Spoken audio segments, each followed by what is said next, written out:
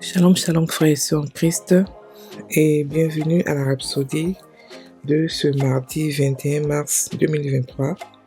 Rhapsodie écrite par le pasteur Christ Kilomé et la lecture vous est offerte par les vérités de l'évangile. Le thème d'aujourd'hui est « Ne les abandonnez pas ». Et le verset est pris de Galates 6, verset 1 qui dit « Frères, si un homme vient à être surpris en quelque faute, vous qui êtes spirituels, redressez-le avec un esprit de douceur. » Alléluia. Le pasteur Christ dit que, en tant que chrétiens et gagneurs d'âme, nous devrions être suffisamment préoccupés pour savoir si quelqu'un dans notre congrégation s'est égaré ou est tombé en cours de chemin. Nous ne devons jamais abandonner personne. Le Seigneur attend de nous que nous rendions compte de chaque âme. Alléluia. Les paroles de Jésus dans Jean 17, verset 12 devraient toujours nous inspirer dans nos rapports avec ceux que le Seigneur ajoute à l'Église. Il a dit « Lorsque j'étais avec eux dans le monde, je les gardais en ton nom. J'ai gardé ceux que tu m'as donnés, et aucun d'eux ne s'est perdu, sinon le fils de perdition, afin que l'écriture fût accomplie. » On peut le voir dans Jean 17, verset 12. Le Seigneur Jésus a rendu compte de chaque âme que Dieu lui a donnée. Le gain d'âme doit avoir une responsabilité. Nous devons être responsables des âmes que le Seigneur nous a données. Dans Luc 15, le Seigneur Jésus a raconté la parabole d'un berger avec 100 brebis qui a laissé les 99 pour aller chercher celle qui était égarée dans le désert. Lorsqu'il l'a retrouvée, il l'a amenée chez lui en se réjouissant et a invité ses amis et ses voisins à célébrer. Alors dit le maître, de même, je vous le dis, il y aura plus de joie dans le ciel pour un seul pécheur qui se répand que pour 99 justes qui n'ont besoin que de repentance. Alléluia. On peut le voir dans Luc 15, verset 7. Ici, Jésus s'adressait aux Juifs, mais il ne parlait pas de ceux qui sont jamais venus au Seigneur, mais ceux qui se sont égarés. Il y a une différence entre celui qui n'a jamais été dans l'Église et celui qui a été dans l'Église, mais s'en est éloigné. Nous devons aller les chercher pour les reconquérir. Alors aujourd'hui, appelez ou rendez visite à ce frère, cette sœur ou cette famille qui, à votre connaissance, ne vient plus à l'Église. Partagez l'amour du Christ avec eux et continuez à intercéder pour eux. Lorsque vous les aurez reconquis, la Bible dit qu'il y aura une grande joie dans le ciel. Alléluia. Fin de la rhapsodie. Alors, le pasteur ici parle de ceux qui ont été chrétiens et qui se sont éloignés pour plusieurs manières, pour plusieurs raisons. D'abord, lorsque le diable veut éloigner quelqu'un de l'église, qu'est-ce qu'il fait? Il le met de côté. C'est-à-dire qu'il lui donne des idées, genre que d'abord soit tu peux tout faire toute seule, ou soit tu te blesses pour quelque chose qui arrive à l'église. Ou, pour plusieurs raisons. Il y a plusieurs raisons pour lesquelles beaucoup de personnes quittent l'église, ou le corps de Christ, ou carrément l'environnement des saints. Il faudrait que vous compreniez que lorsque deux saints se retrouvent, rien que deux saints se retrouvent, et qu'il y a une communion fraternelle d'amour, il y a des échanges de dons, des rencontres d'anges, il y a beaucoup de choses, il y a des bénédictions d'ensemble que nous recevons lorsque nous sommes ensemble. Donc, lorsque un est hors de nous, lorsque un part, la Bible dit que Dieu laisse tout ce monde-là, le berger, et part chercher celui qui est parti.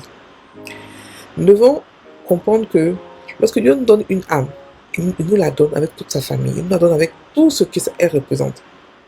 Et on est responsable de cette âme-là. On doit veiller. Et lorsque quelque chose va arriver à cette âme-là, il nous montre dans notre esprit, on a une idée. Donc nous devons prier pour les âmes. Nous ne devons pas les laisser comme ça à eux-mêmes. D'abord, quand on les envoie à l'église, on doit les former. On doit les rendre disciples. On doit les rendre matures afin qu'ils puissent aussi à leur tour ne plus partir. Une fois qu'ils sont d'ici, ils ne peuvent plus partir. C'est lorsqu'ils sont encore bébés ou qu'ils sont encore immatures ou adolescents qu'ils peuvent partir. Mais lorsqu'ils deviennent matures, est-ce qu'ils ont fait un miracle, deux miracles, leur prière marche, ils restent, ils ne partent plus. Ils ne partent plus. Et si nous sommes gagnants d'âme, nous devons aussi nous préoccuper de ceux qu'on a envoyés dans l'église. Nous devons nous préoccuper de qu'est-ce qu'ils vont devenir. Parce que beaucoup de personnes gagnent des âmes, c'est vrai, mais ils ne les forment pas. Et quand ils ne sont pas éduqués, ils repartent dans le monde. Mais tranquillement, ils repartent. Et la Bible dit que la condition de cette personne est encore pire que celle qu'il avait avant. Parce que le diable voit que, ok, il est sans défense, il ne sait pas qui il est, il n'a aucune idée qu'il est plus fort que moi, je vais l'attaquer, je vais le barricader de telle sorte qu'il ne peut même plus aller repartir vers Christ. On ne peut pas laisser les âmes devenir comme ça. La Bible dit que Christ a gardé tous ceux qui étaient avec lui. Il les a gardés. Quand vous regardez le ministère de Christ, vous vous rendez compte que aucun des gens qui étaient autour de lui, même tombait même malade. Aucun d'eux. Il a guéri tous ceux qui étaient avec eux. Il les a gardés. Il veillait sur eux. À part le fils de la perdition. Mais il veillait sur eux. C'est pour ça qu'il a dit que personne de ce que tu m'as donné, je n'ai perdu aucun. Et nous devons aussi limiter. Nous devons comprendre que ceux que Dieu nous donne en tant que leader, ceux-là, on doit les garder comme la prunelle de nos yeux. Parce que Dieu, dans son amour, il nous a fait confiance pour nous donner ce qu'il a de plus cher, ses âmes. Ce qu'il a de plus cher, ses âmes. Nous devons veiller à ce que les âmes grandissent spirituellement. C'est pas grave s'ils nous dépassent spirituellement, c'est pas un problème. Ce qu'on veut, c'est qu'ils deviennent des disciples de Jésus, qu'ils soient des imitateurs parfaits de Jésus, que Jésus soit formé en eux. Et pour cela, on doit veiller sur eux. Comme Jésus, on doit aussi savoir que aucune âme qui est dans notre main ne part. Et même si la personne est loin et que vous avez tout fait, vous devez toujours intercéder pour la personne. Oui. Intercéder pour la personne afin que la personne puisse revenir, afin que Christ soit formé en lui assez et pouvoir revenir. Il n'y a rien de tel que de voir une âme que vous avez sauvée qui à son tour aussi part sauver d'autres personnes. Parce que le royaume des cieux, c'est comme un marketing de réseau.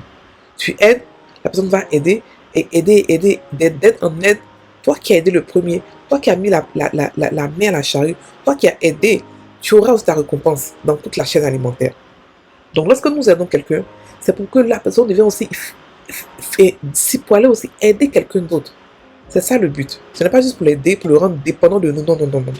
On les rend personnes dépendantes, on les rend matures pour aller à leur tour aussi rendre d'autres personnes matures. Imaginez vous évangélisez quelqu'un qui devient pasteur plus tard et qui a à son actif beaucoup de dames. Imaginez votre récompense à vous.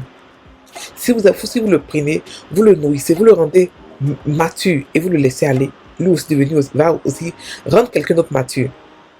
Vous avez à votre actif toute une communauté de personnes qui sont devenues chrétiens.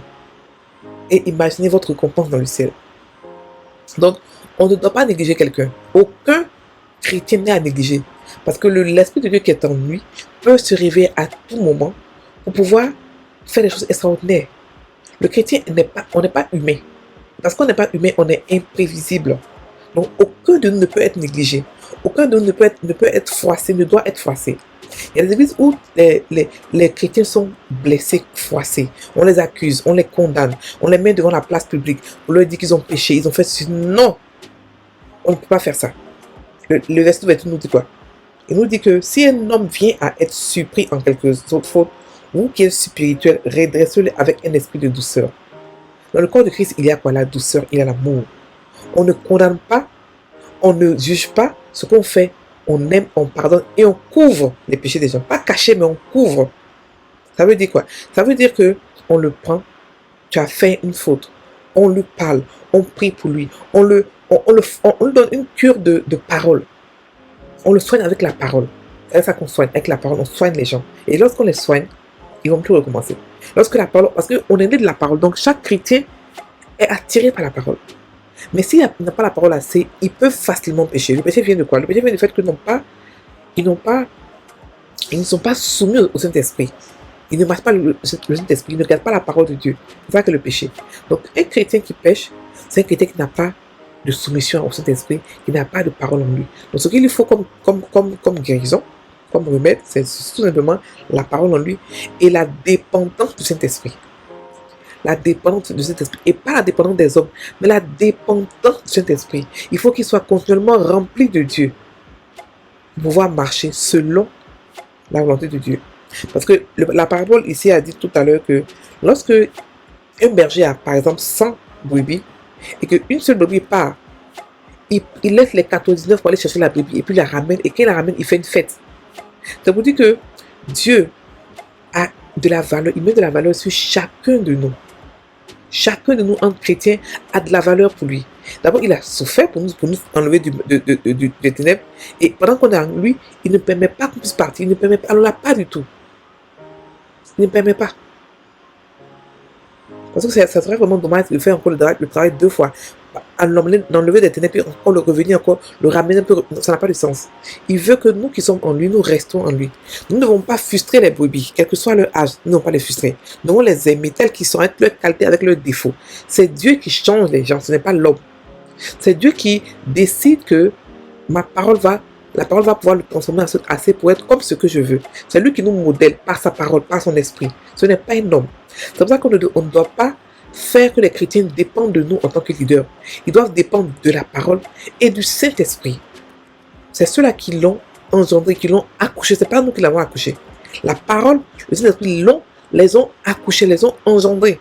Donc c'est de ceux-là qui doivent dépendre. Alléluia. Donc, on a une responsabilité énorme vis-à-vis des âmes. On a une responsabilité énorme. Donc, la Bible dit qu'il y a de la joie dans le ciel lorsque un seul pécheur se répand. Ça veut dire que il y a la joie dans le ciel quand entre nous, c'est-à-dire que des chrétiens partent et puis reviennent. Il y a la joie dans le ciel. Quand un chrétien se répand, c'est vrai, un non-chrétien, mais quand aussi un chrétien, parce que la repentance, c'est pour les chrétiens. Pour les autres, c'est juste le salut. Ils rentrent dans le corps de Christ seulement, sans demander pardon. Mais nous qui nous repentons, c'est de nous qui parlons. C'est nous qui avons droit à la repentance. Parce qu'on se répand seulement quand on connaît Dieu. Tu ne peux pas te demander pardon à quelqu'un que tu ne connais pas. Donc, quand ce verset-là parle exactement des chrétiens, un chrétien qui revient pour se repentir, il y a la joie dans le ciel. Parce que Dieu aime que ses enfants soient autour de lui, comme un bon père. Il ne veut pas que les enfants soient dispersés, il veut que tout le monde s'entende, qu'on puisse former une famille d'amour. Alléluia. Donc, frères et sœurs en Christ, il faudrait que nous puissions comprendre que rappelez-vous de tous ceux qui vous avez oubliés, tous ceux qui ne viennent pas à l'église, tous ceux qui sont un peu perdus. Rappelez-vous que le diable a peut-être mis de côté pour pouvoir bien les intimider, les faire hériter du corps de Christ. Allez-y les chercher. Priez pour eux. Parlez-leur. D'autres ont des dépressions. D'autres travaillent des dépressions horribles. La dépression, ce n'est pas ce qu'on voit. Ce n'est pas la folie forcément. La dépression, quelqu'un peut être dépressif, vous le voyez, vous ne pouvez pas imaginer qu'il est dépressif. C'est vraiment l'Esprit de Dieu qui peut vous dire qu'il est dépressif. Donc beaucoup d'entre nous travaillent la dépression. Beaucoup d'entre nous travaillent des maladies, des choses inouïes, des choses qu'on ne peut pas raconter, qu'ils ont honte de parler. Ils ont honte de dire. Nous devons partir vers eux, les laisser s'ouvrir et puis les aider à pouvoir revenir dans la maison de Dieu, à pouvoir revenir dans le corps de Christ, à pouvoir revenir auprès de leur Père à qui il manque. Une âme est importante. Une seule âme est importante. Dieu n'est pas venu pour la qualité, pour la quantité, mais pour la qualité. C'est-à-dire que s'il était une seule personne qui était sur la terre, qui était moment que Dieu avait créé, Jésus allait venir. Pourquoi? À cause de la qualité, à cause de l'amour que Dieu avait. Ça n'a rien à voir avec la quantité. Donc, ne dites pas que nous, on a déjà beaucoup de chrétiens, c'est pas grave. Non, non, non, non. Pour Dieu, est important. Donc, il est prêt à nous laisser, nous pousse pour aller chercher cette seule âme-là qui a rétrogradé. Parce qu'il ne veut pas que nous soyons hors de lui. Parce que hors de lui, on est très vulnérable. Hors de lui, on est en danger. Parce que sortir des ténèbres puis repartir dans les ténèbres, c'est un danger de mort. Tu es en danger de mort permanent. Donc, nous devons comprendre que ce que Dieu nous donne, on doit veiller sur eux, veiller sur leur âme, veiller à ce qu'ils ne puissent pas repartir, mais les former, les faire grandir spirituellement, afin qu'ils soient bâtis dans le Seigneur et aussi à leur tour, pour aller toucher d'autres personnes et ainsi de suite, une chaîne alimentaire et tout le monde entier devient chrétien. Alléluia. On va maintenant prendre la prière. Père, Je prie pour que ta grâce et ta miséricorde localisent tous ceux qui ont fait partie de l'Église,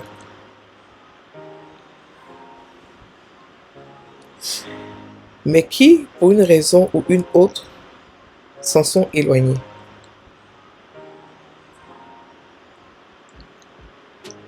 Que leur amour pour toi soit ravivé,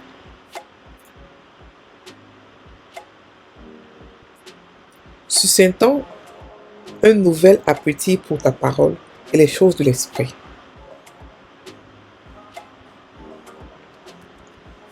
Je prie qu'à mesure que Christ est formé en eux, il soit profondément enraciné, fondé dans la foi et dans ton amour.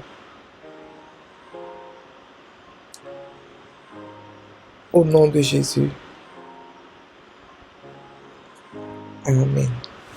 Frères et sœurs en Christ, soyez bénis. Ce que vous pouvez faire aujourd'hui, c'est aller voir, rappelez-vous d'un chrétien qui ne vient plus, que vous ne voyez plus. Appelez-le, priez pour lui, intercédez pour lui, jusqu'à ce que Christ soit formé en lui. Alléluia. Soyez bénis.